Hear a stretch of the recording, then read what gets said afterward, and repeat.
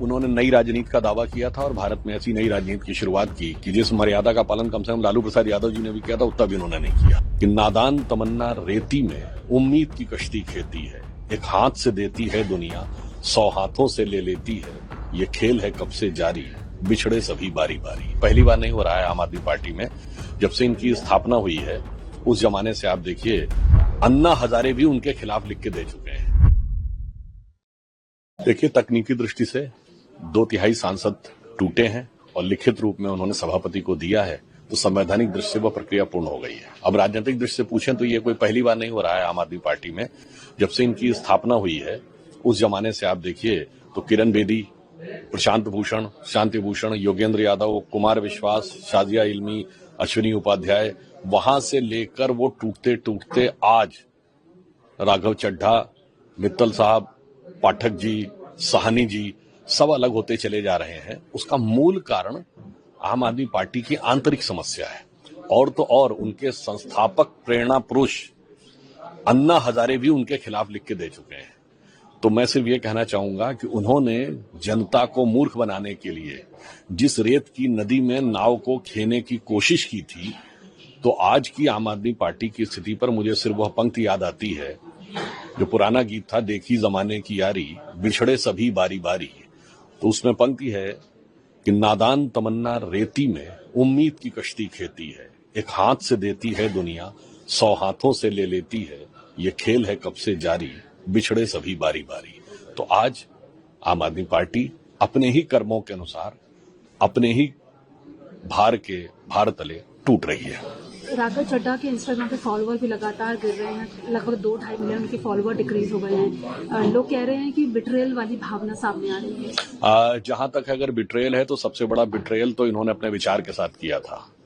हम राजनीति में नहीं आएंगे, बिट्रेयल नंबर 1। सारी संसद चोर है, बिट्रेयल नंबर 2। बच्चों के सर पे हाथ रख के कसम खाते हैं कि हम कांग्रेस से ज्वाइन नहीं करेंगे, बिट्रेयल नंबर 4। और उसके बाद मकान नहीं लूंगा 5, गाड़ी नहीं लूंगा 6, सिक्योरिटी नहीं लूंगा 7, वैगनार रखूंगा 8। अरे साहब, इतने ज्यादा हैं जो ये कहने का प्रयास करते हैं।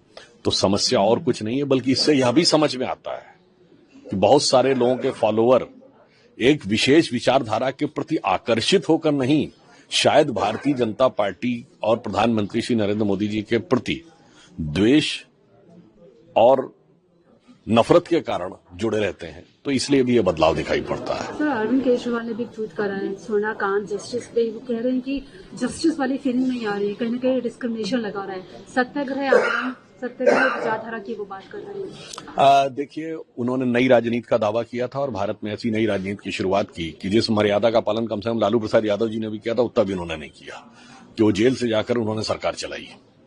और अब नई राजनीति का स्वरूप यह है कि नेताओं पे आरोप लगाया और सुप्रीम कोर्ट से माफी मांगी, तो वो सुप्रीम कोर्ट से सर्टिफाइड माफी मांगने वाले हैं, जिसमें कि वो नितिन गडकरी जी, अरुण जेटली जी, कपिल सिब्बल जी, मनीष तिवारी जी के खिलाफ माफी मांग चुके हैं। अब वो नई राजनीति ये दिखा रहे हैं कि वो कोर्ट के ऊपर आरोप लगाने का प्रयास कर रहे हैं। और ये इंडी गठबंधन ने अब खिसियाहट और बौखलाहट में ये एक नया शगुफा शुरू किया है। ये सबसे पहले आपने देखा तमिलनाडु में डीएमके ने किया, एक निर्णय उनको प्रतिकूल लगा, फिर चुनाव आयोग पे आरोप लगाओ, और उसी नक्शे कदम पर केजरीवाल चलने का प्रयास कर रहे हैं। सर, आखिरी सवाल है, वेस्ट बंगाल में ममता कह रही है कि पहले दिल्ली और पहलगाम को फिक्स करो फिर दिल्ली पर आओ। कितनी जीत आप लोग सोच रहे हैं, कितने नंबर्स आप लोग? देखिए, गृह मंत्री अमित शाह जी ने भी बहुत स्पष्ट रूप से कहा है कि अंग और कलिंग के बाद अब बंग भूमि में राष्ट्रवाद की तरंग उठने से कोई रोक नहीं सकता है। और पश्चिम बंगाल की जनता निर्णायक, प्रभावी और ऐतिहासिक रूप से भारतीय जनता पार्टी के पक्ष में मतदान देने जा रही है। प्रभातखबर.com, विश्वास वही, रफ्तार नहीं।